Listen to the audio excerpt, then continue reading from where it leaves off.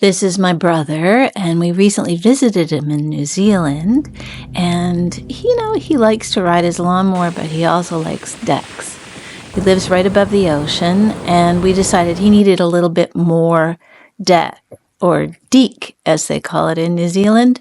So, follow me. We're just going to go down this little walkway, and then through a field, and then around a corner to a cliff overlooking the beach. There is an old retaining wall, but it needs some more posts. Just going to dig those out with a wrecking bar.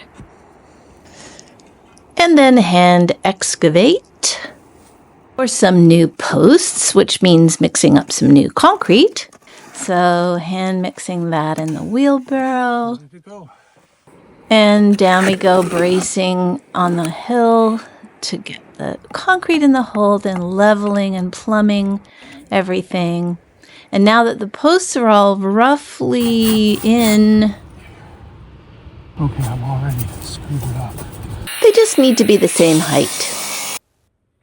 How about we use the handsaw? Yeah, sure.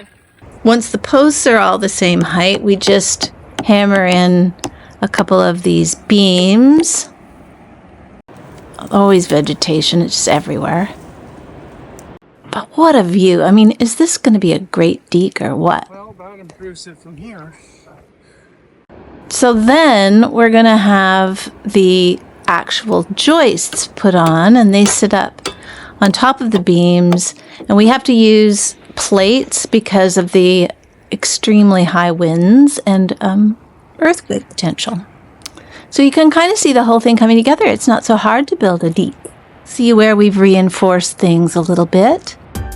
And I finally got to do the decking, which I love, while my brother's down rooting around in the vegetation, trying to pull out gorse, which is prickly, and he's probably still there. I don't know. I ended up getting COVID, and so kind of put the kibosh on my New Zealand carpentry adventures.